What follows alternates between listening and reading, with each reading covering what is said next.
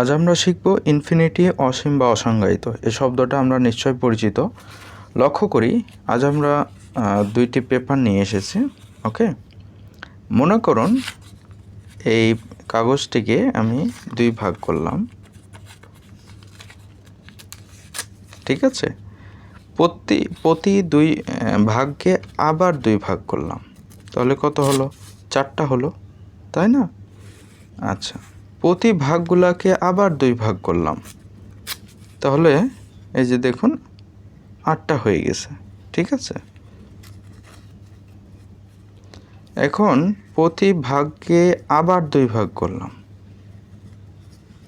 তাহলে 8 থেকে আমরা কত পাবো? নিশ্চয় বুঝতে পারতেছেন, 16টা পাবো, ঠিক আছে। ঠিক আছে, 16টা হয়ে গেছে। ওকে, তাহলে এই 16টা ভাগকে আবার দুই ভাগ করলে কত? 32টা। তো এইভাবে আমাদের ভাগ যতই আমরা ভাগ করতে থাকব ততই বাড়তে থাকবে। অনুপরিমাণ পর্যন্ত আমরা কি ডিস্ট্রিবিউট করতে পারবো। পরমাণু থেকেও আমরা পরমাণু পর্যন্ত করতে পারবো। তারপর তো ওই বস্তুটার আর মৌলিক উপাদান ব্যতীত আর কোনো উপাদানই থাকবে না। এখন যদি ভাগ এইভাবে আমরা করলাম যে এক্স নামক একটি পেপারকে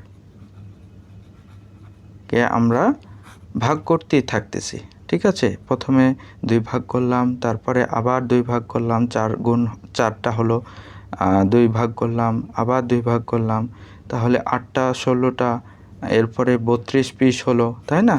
তারপরে 64 হবে, তারপরে 128 হবে, তারপরে 256 হবে, এভাবে ডট ডট ডট চলতে থাকবে। কিন্তু আমি যদি এই পেপারটাকে ভাগ নাই করলাম তাহলে আমি পেপারটাকে কোনো ভাগ না করলাম, তাহলে কি হবে? 0। তাহলে আমি এই পেপারটাকে 2 2 2 এভাবে করতে করতে আমরা ইনফিনিটি মানে কি অসীম পর্যন্ত আমরা ভাগ করতে পারি। অনেক সংখ্যক, তাই না, যার সংখ্যা নেই। মানে এভাবে করতে করতে লক্ষ কোটি মিলিয়ন বিলিয়ন পার করতে করতে আমরা অনেক সামনে এগোতে পারি, মানে অসীম পর্যন্ত, যার কোনো শেষ নেই। তাহলে এই পেপারটাকে যদি আমি ভাগ নাই করি তাহলে কি হবে? অসীম পর্যন্ত ভাগ করা যাবে। এই জন্য যে কোনো সংখ্যাকে 0 দ্বারা ভাগ করা মানে সেটা হবে অসীম বা ইনফিনিটি।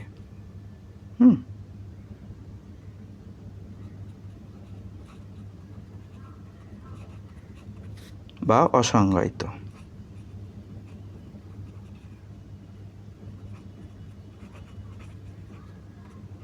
Okay, thank you.